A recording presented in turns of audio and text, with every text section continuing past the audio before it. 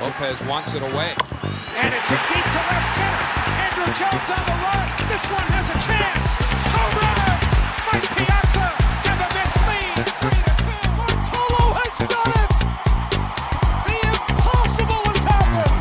This is one of the great moments in the history of baseball. Ladies and gentlemen, Mets fans of all ages, here is your host, Nick Durst.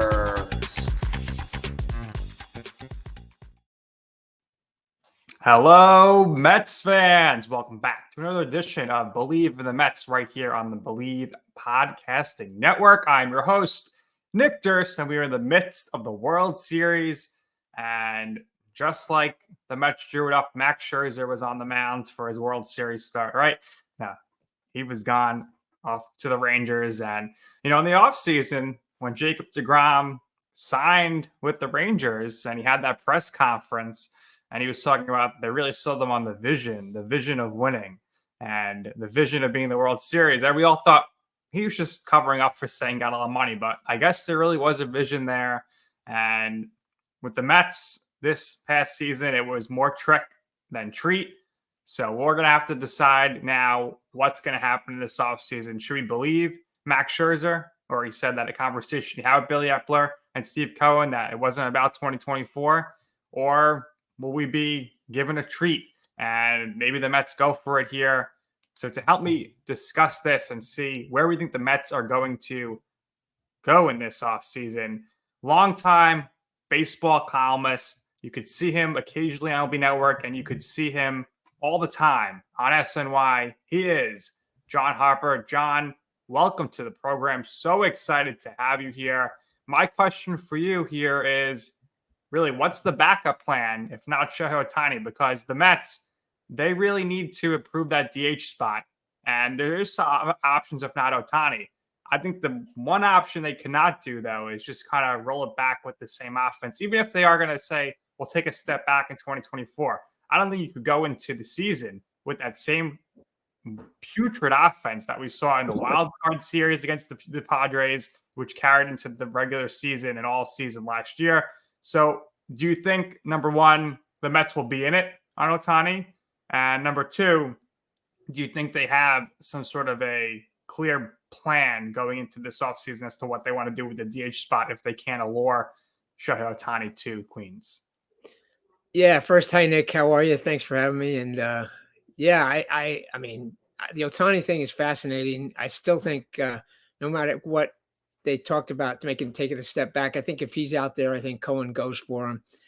He talked about being opportunistic in his spending. Well, this is a chance. He's famously a art collector of the high-priced art, and this guy, I think I've written, this is the Mona Lisa of baseball players right now. So I think he would make the highest offer, but it does sound like the Dodgers are going to be all over him as well. Especially, I think that losing early in the playoffs to the Diamondbacks, I think even ramps that up another notch. They need to make a big splash. They didn't spend much last year. Everybody thinks that was the anticipation of Ohtani. So if he does prefer the West Coast, I think that could be the issue. If he wants to come east, I think Steve Cohen will make every effort to get him. And I think in some ways, I thought with the elbow injury might actually help the Mets, because to me, they need him more offensively. They're going to have to get pitching. I know they need pitching, but you put him in that lineup behind Alonso, in front of Alonso, wherever, that big left-handed power bat, plus the speed. He's a dynamic offensive player. I think it just changes that whole lineup completely, turns them into, I think, a championship type lineup. So it's, to me, if you're Cohen, it'd be worth spending on him just for the bat, and then hope that the pitching comes along down the line. So if you don't do that, I don't think there's not an obvious DH out there. I'm not sure. I mean, I guess if Ohtani does sign with the Dodgers, maybe you could get JD Martinez to come. I think he prefers LA too. He's got ties out there. But other than that, I've been saying, instead of trying to pigeonhole somebody into a DH role, go out and get the next best bat, and that's Cody Bellinger. Get Cody Bellinger and then figure it out from there. I mean, this guy's a great player. I think that the numbers he put up last year weren't flukish. He had a couple of bad years, but I think it was a result of that shoulder injury. We all saw him the famous high five in the I think it was the World Series. And so you can play him in center field, you can play him in first base, you can play him anywhere in the outfield, really. So you can move maybe Nimmo around a little bit. You can use Alonso as a DH at times. I think it gives you a lot of flexibility in terms of using that DH spot, and then you're not locked into one or even two guys. I mean, to me, you got to get a big bat, as you said. That offense, it's just not good enough. I know some guys had some down years, but it's just not good enough. We saw it even when, at the end of, as you said, at the end of 2022. I don't think they hit good pitching. You need more power. You need a big bat. So to me, Bellinger's the next best thing to Ohtani. I would try and go get him. Yeah, I think Bellinger would be a great fit with the Mets, regardless of whether they are in on Ohtani or not, because they need another outfielder, unless they are just dead set on maybe McNeil is going to be locked in left field. Who knows? Marte, he missed much of last year, so you need another outfielder no matter what, I think. I think DJ Stewart will be on the roster, but who knows? You can't really count on him much there. And looking around, it's really a lot of infielders on this roster that really don't have many spots between Vientos and Beatty and Mauricio. And you could throw in McNeil there. There's not enough positions for all the guys. McNeil, we know, is going to play. He had a rough season, but he ended up with the highest batting average on the team. And I think Mauricio, who probably should have been up much earlier in the season, he probably earned his spot to be a starter next year. So then you're also looking at Brett Beatty, who you have to figure they're probably going to give a chance to start next year. So that really comes back to the DH spot or the outfielder spot of where you're going to improve this offense. It's got to be either in the outfield or at DH because Marte, he's going to be back, I think. I don't see any team that's going to be jumping for him this offseason. I know Cohen would probably spend the money to trade him off, but is anybody really going to say, even if you're paying Marte's contract, we'll take him for 3 more years? I don't think so. And I think they really missed him this season, John. They missed his dynamics defensively, of course, and obviously his base stealing would have been better this year. And it just wasn't himself. And maybe he doesn't bounce back, but that outfield is going to need some work beyond Nimmo. Yeah, I think you got to do something there. I mean, it is going to be interesting to see what they do with these young guys. They didn't get the answers they were looking for last year. In the case of Beatty specifically, he was disappointing. And Vientos as well. He started to come on late, didn't get enough regular at-bats to make any kind of real judgment on him. But there's a lot of questions about whether he's going to make enough contact. He hits the ball hard. We've seen that. Even Mauricio, he made a really good impression. But you did start to see the more time he played, you started to see him chase a little bit more and more. Pitchers was getting him to chase. So that's been the rap on him. And he is a bad ball hitter, so we know he can hit the ball out of the strike zone. But, is he going to be able to be disciplined enough to hit it for a high average at the big league level? I think there's still more to determine there as well. So a lot of questions on those guys. And are you going to play him at second? You're going to play him at third? What are you going to do with McNeil? There's a lot of different ways to attack this, but you're right. They can't, I don't think you can go into the season counting on Marte. You hope he comes back. You would think a second year removed from that double hernia surgery or whatever, that core surgery he had, that should make a difference. But a lot of questions. I'll tell you, I wouldn't be opposed to bringing back Tommy Pham, the way he's hitting the ball in the postseason and all these comments he's made about the Mets didn't work hard enough. We'll bring him back and make him the leader of this team. Cause I think there was something there. I don't know exactly what it is, but and I don't mind him saying it because he told these guys face to face, some of these guys firsthand. So I do think that's a little bit of an issue with this team. They need stronger leadership. And Pham, I don't think it was a fluke what he did this year because he had that eye problem and he figured that out in terms of getting a new prescription with his contact lenses or whatever. And so he hits the ball hard. We saw that. I wouldn't be opposed to bringing him back, something like that. It can't be the only thing you do. That's kind of almost like a secondary move, but you do need to find ways to work. And I just think the problem is there's so much, it's unsettled as far as these young guys still. Right.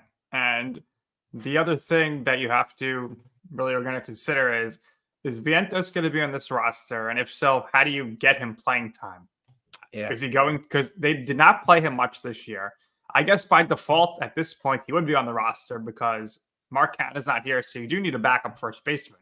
So unless they go out and sign Rhys Hoskins, which I know has been floated around. Maybe the Mets give him a 1-year deal, put him at the DH spot. Bellinger would be great too, but they need to get somebody there they need some flexibility at first base. Vientos, though, obviously he's not a great defender.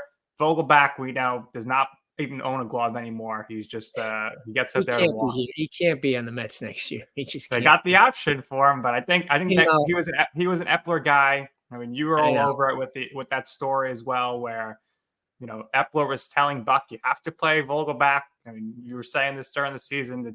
It can't be Buck making this decision. It's got to be coming from above. And all those trades by Epler were just really rough, like Darren, and that's nothing really worked out with the trades there. So we'll see what Stearns ends up doing here. And before we talk about Stearns, I want to talk about the Steve Cohen effect.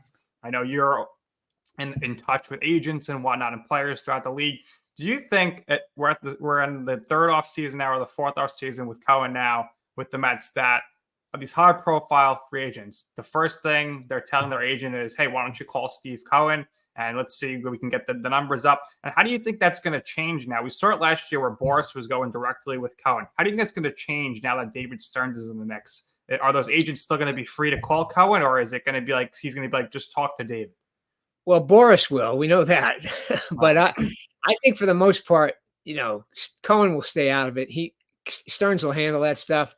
But there's no doubt if Boris, he has a reputation for this. If he's not getting he's not hearing what he's hearing from the GM, he will go to the owners, to the owner of any team. And he did have that thing with Cohen last year. Correa almost worked. I wouldn't be surprised, but and that may be what it takes to get a deal done with Alonso. Who knows the way this thing is shaping up? But I do think Stearns he'll be much more, handling all that stuff. I mean, not that Epler wasn't, but I think Cohen might have been a little more willing to step in. He's wanted Stearns for years. I think he feels like he is the guy. He can be really comfortable letting him make the decisions. I mean, obviously Cohen's going to be involved in everything, but I wouldn't think that he'll be dealing directly with agents unless, you get to a point where, he has to really step in and make a call where they can't get it settled with Stearns or whatever. But I think it's going to be really interesting because, I mean, we haven't seen Stearns operate with a big budget. We've only seen him operate in Milwaukee with a small budget, and he was, he did a lot of trades. He was pitching oriented there, did a nice job in drafting and developing pitching. He brought that pitching lab from Houston where he worked to Milwaukee, and it's no coincidence the Mets installed a pitching lab last summer. I think that, they knew Stearns was coming one way or the other. So it's going to be really fascinating to see what he does, what Stearns does. But I think he'll be making the calls. And I do think, as much as we've talked about offense already, I think pitching has got to be the priority. Yeah, so the pitching, of course, I think Stearns is primed to make a trade this offseason. I think he's going, because if we're hearing correctly, if we could trust that they're not going to go crazy on the money, maybe they have the money for one or two key players. We'll talk about that. They're going to make a trade because right now you have Senga, you have Quintana, and you have a bunch of question marks on the rotation. You can maybe get by with having Peterson, McGill, or Lucchesi in the rotation, one of them. You can't go with two of them or three of them, most likely. Right. They need that depth anyway. So I'm looking at the rosters here. The Mets at the trade deadline, they brought in 4 shortstops. They already have a shortstop. And they brought in a lot of position players and outfielders. They don't have a lot of pitching depth. So at some point, you would think these position players are pieces to be traded for quality starting pitchers. Some of the pitchers that I anticipate being on the move this offseason, I think definitely Corbin Burnes is going to get moved after their big arbitration battle last year. He's going to be going to the agency. You don't think so? Let me jump in quick there, just because I've been writing the same line of thinking you're talking about. But, I think the Woodruff injury really kind of puts a crimp in that plan, because I was saying there's no way the Brewers are going to bring both of those guys back. They're going to trade one of them for sure. They're both headed for free agency after next year. But with Woodruff out, I don't know. Would they trade Burnes if he's their only? I mean, I think Brewers are going to still try to contend. Yeah. So I'm not sure about that, but I like the way you're thinking for sure. So I also think that there will be some sour grapes there, and that the Brewers will not trade with the Mets this offseason. Could be. So it could be. I think unless they're like, so blown away with the package. But I think the two guys that the Mets might, hone in on the trade market wise. One, I think Shane Bieber is going to get dealt, and the Mets have a history of trading with the Guardians. And the other guy, which I think has even higher upside, but there's also more risk, would be Glasnow with the Rays. Yeah. I think he'll get traded. Those are two guys that I think are going to be on the move, and I anticipate that the Mets will at least pick up the phone. Are there any other pitchers you think that the Mets might be looking at, or do you think they're not going to maybe go for a high-level type of starter in a trade? They might acquire that Chris Bassett type of piece that they did a few years ago. Yeah, well, I think it makes sense what you're talking about. I've written about this as well. They do have a lot of these pieces they picked up, these prospects in these trades. They're similar type, middle of the infield, center field possibilities. You're not all going to play, and I think you need to get creative and maybe trade one of them while their stock is as high as it is now. I made one or two of them even. So, yeah, I do think the guys you mentioned are obviously a year from free agency on small market teams. That's the kind of the classic model for a trade. Glasnow is really interesting because his stuff he's got lights out stuff, but he's kind of inconsistent, and he's also, as you said, injury prone. Bieber's had arm injuries as well. One guy, it's interesting to me, and I've had people mention him to me a couple of times, is Mitch Keller from the Pirates. He's 2 years away from free agency, but there's some thought that the Pirates would move him now, thinking they can get the most in return. He had kind of an up and down year, really good first half, not as good second half, but scouts seem to think he's kind of been worn down maybe a little bit being in a losing environment by the Pirates. He's got good stuff. He's a guy, but those are the type of guys that I do think, Stearns will zero in on, and maybe he finds more of a diamond in the rough somewhere, but they do need and to me, that's even got to be the secondary move. I think you got to go get this Japanese guy, Yamamoto. And I know recently there's some stuff come out. He hasn't been a great postseason pitcher, but I think you got to take that a little bit of a grain of salt. He's been so good for 3 or 4 years in the regular season. And he's only 25 years old. That's the appeal. And you don't have there's no draft pick attached or anything like that. I know a lot of teams are going to be in on him, but I think, again, this is where Cohen's money can make a difference. And maybe the Senga connection, maybe that helps as well. But to me, you got to get him and then make one of those trades. Now you're in a position where you got a rotation that can compete for, it's postseason at the very least. I agree with you, John. That was going to be our next topic here, Yamamoto, because I think if you get Yamamoto with Senga, you have Quintana, you make one of those trades, and you can get by then with the Lucchesi or a Peterson or a McGill, and that's a pretty solid starting rotation. Maybe Vassell comes along at some point. Right. Yeah. Vassell's right there. I'm sure he'll make his debut at some point because there's going to be injuries, obviously. Now, with Yamamoto and Senga, I think this would be maybe one of the, if not the best 1-2 in baseball. Senga, everyone thought he was going to be good. He was sensational, one of the best ERAs in the league, high strikeouts. And the way I kind of think about it with these Japanese pitchers now, going back to Darvish and Tanaka, with their ERA, whatever it is in Japan, you could usually add one full run to it, and that's where it is. That's what happened with Senga. He was like 1.97. He ended up 2.97. You take Yamamoto, if you're adding a 1 ERA, his ERA is going to be like 2.30, which would be one of the best, they'll be the best in baseball right there. So I think the Mets, you just mentioned, this is where Cohen is going to be able to flex. I think he's going to get a record deal coming over from Japan. He might get $200 million for 8 years, and that's a lot of money. But if he's only 25, that could be a good investment, because the Senga deal looks like the biggest heist in a long time coming over from Japan. Yeah.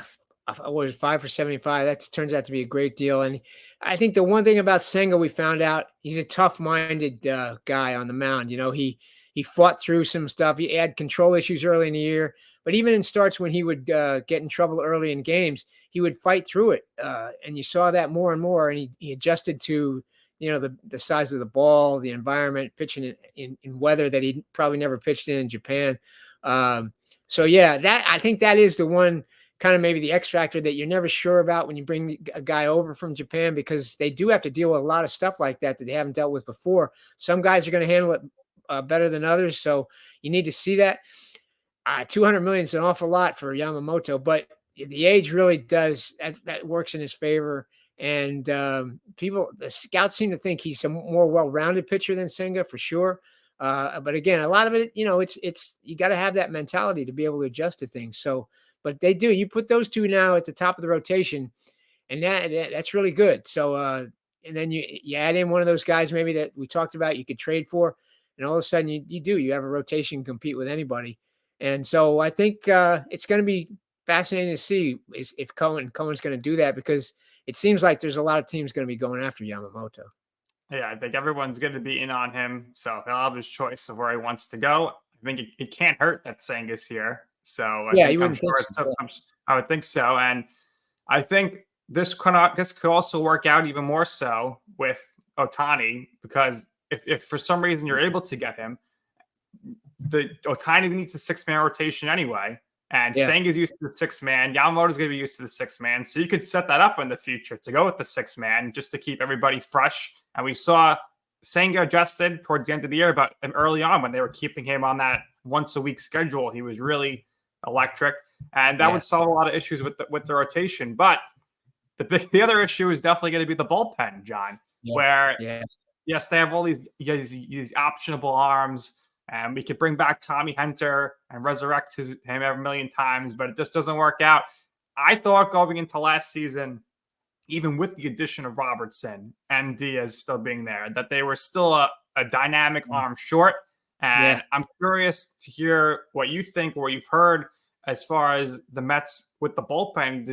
Are they maybe learning from their mistakes here and saying maybe we need to get some sort of established arm to really build out the bullpen here? Because Drew Smith, I think he can be good, but I don't think he's the 7th inning guy anymore. I think he needs to go to relief. You harp on it all the time. This guy is a great fastball, but he's always hanging the breaking ball, and it's going over the fence all the time. He's pointing like Hansel Robles as the ball goes out of the ballpark. They need to get somebody here that's going to be reliable. Maybe we shouldn't rule out a David Robertson. I'm sure he wasn't happy about being traded, but we know he loves being in New York. He didn't want to leave in the first place. So I still want to see Robertson hand the ball over to Diaz like we thought we were going to say. What do you think this bullpen could potentially look like heading into next season? I like that idea of Robertson. Why not? I mean, I know, you know what? He obviously didn't pitch well in Miami when he first got there, but I looked up his numbers at the end of the year, and he had a good finish. I think like out of his last 11 appearances, he only gave up 1 run or something. So I think he's still legit, and you want to see him be the setup guy he was supposed to be. But you're right. They have to do a much better job of filling out that bullpen with some veteran proven arms. Billy Epler, that was his biggest failing, I thought, last year, was he took that chance. He wanted optionable, I'm using the quotes here, optionable relievers that they could send up and down. And I understand that because the way the game is now, you use so many of these guys, you can't wear them out. But I think they got to get proven guys. They also have to find some arms in their system. And that's what all these teams do. We talked about this on Baseball Night in New York last week. Kind of posing the question of who is the Mets' Kevin Ginkel. I think that's his name, right? The Diamondbacks guy he's been lights out in the postseason. He had a really good year. He came with it from their system. You got to have some young power arms in your system that maybe you can start them in the pen and eventually they become starters. But I think you have to get that from your own system. You can't bring everybody in from the outside and expect that to be the way. You need young arms, power arms that you're going to develop. And, the Mets have some arms. They don't really have those real big arms, but they have some guys that you would think maybe could be help in the bullpen and eventually become starters this year. I think that needs to happen. You're right about Drew Smith. It's hard to trust him. As good as that fastball is, I mean, he's so prone to making those mistake pitches. I wouldn't throw him away because they don't have enough of those type arms. Right. You don't want him to be the next Paul Sewald. That's right. Exactly. But he does need to be a low leverage guy. At least that's how you have to go into the year thinking. But yeah, you need guys like that because some of them do turn into Paul Sewald. So They need to find, and that's been the biggest problem with this farm system. They haven't had enough of the arms come out of there to help the major league team. So, but whatever you do, you got to go out and get some proven arms as well. That was a major problem last year, and it was exacerbated by the problems in the starting rotation early in the year. Those guys were going 4 and 5 innings at the most, and that was causing that bullpen to really be exposed. But you got to go in thinking that way. You can't have enough. We always talk about you can't have enough starters. In this day and age, obviously you can't have enough relievers. You got to spend money on that bullpen if you're going to be good. Absolutely. So the only pitching prospect that obviously Vasquez come along, but the highest pitching prospect is Blade Tidwell, and he's probably at least 2 years away. So again, it comes down to they're gonna have to make some trades somehow, some way. I can't see any scenario where you have Lindor, Acuna, and Jet Williams and Mauricio all on the same roster at the majors. So make those moves.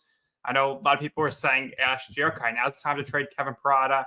I don't know if I'd be so quick to do that because it's really important to have a quality backup in the majors. And you saw them have to do it like twice last year where they actually DH'd Alvarez, and he was actually really good in those games. So keep Parada for now. And the Mets here, I think they'll be active on the trade market. Free agency, I think they'll definitely go for Yamamoto. I think, like you said, Cohen's going to flex his power there. They'll go for Ohtani. And it's just going to be a matter of are they going to go all in 2024? If not, then it's going to be about 2025. And I think at that point, if they don't get Ohtani, I would anticipate, John, that the Mets would then be in on Juan Soto. What do you think? Yeah, that's the other guy, the big looming presence out there. Especially, if you don't get Ohtani, you got to think their attention turns to Soto, and that's you kind of, if you're the Mets, because I don't think they're trying to develop this farm system. We've talked about this on TV as well. I wouldn't give up top prospects for him when he's going to be a free agent a year from now. This way you can have the best of both worlds. And you expect by 25, at least a couple of these prospects are going to have a major impact. Maybe this Jet Williams. He looks like he could be really, really fun guy to watch play. But then the only issue you have is if a team like maybe the Yankees or some other big market team makes the trade for Soto this winter and finds a way to extend him before he gets to free agency. I don't think that's likely because he's a Boras guy. We know Boras guys, they go to free agency. But it is a factor. If you're the Mets, you have to be concerned about. But I think if he does go to free agency and you don't have Ohtani, then that's where you throw all the money. That's where Cohen, maybe they don't go all in 2024. But if he's out there, you got to go get him because he does the same thing for that lineup, basically that Ohtani would do. Maybe not quite the power, but he's such a great on base guy. And he's just, we know he's a great hitter. We've seen him perform in October as well. That's got to be the move if it gets to that point. Yeah, I think at that point, if they're going to hang on to these prospects, that's kind of the timeline of when we're anticipating them to be to the majors, especially Gilbert, the big acquisition in the outfield there, and the Verlander trade. He's anticipated he could maybe make a debut this year, but 2025 they're saying for him. Acuna is apparently going to play some outfield this year, maybe Joe Williams. So that would line up pretty well, but these guys, they could come up and they could hit like Brett Beatty or hit like Mark Vientos. So there's really no guarantees. If you can go get that established guaranteed guy, I think that's the way you should go about it. And that's the way that the Mets can ultimately win now and win later. John, we thank you so much for your time. Thank you so much for joining us. Let everybody know where they could find you and see your work and read your upcoming articles. Yeah, I'm still doing the TV stuff on SNY and doing writing for their website, sny.tv, on Twitter somewhere. What is it, nynj.com? I don't even know. But I'm still out there. It's been kind of a quiet off season so far because obviously the postseason's still going on and the Mets and Yankees aren't in there, but things are going to pick up. So I'll be doing a lot of writing and talking in the next, the next 6 to 8 weeks or so. Yeah, I think within the next few days, I'm sure the Mets will have a manager within the conclusion of the World Series, I would think. We think we'll so. I see. mean, all the signs are pointing to the Counsell, that's for sure. And I think that's the right way to go. Yeah, and he's officially allowed to sign elsewhere on November 1st, so it's coming if they could give him the money and he wants it. But if not, then we'll see what the first time manager is going to be. That could be quite another eventful Mickey Callaway, Louis Rojas situation. So we'll see. That's a discussion for another day. John, thank you so much for joining us. Everybody, make sure you are following us on Twitter and Instagram, TikTok, and subscribe to our YouTube channel at Bleav in the Mets, BLEIVINTHMETS. I am on Twitter at Nick_Durst. I am on Instagram at Nick's Food and Stuff. And until next time, everybody, hope for the best and let's go Mets.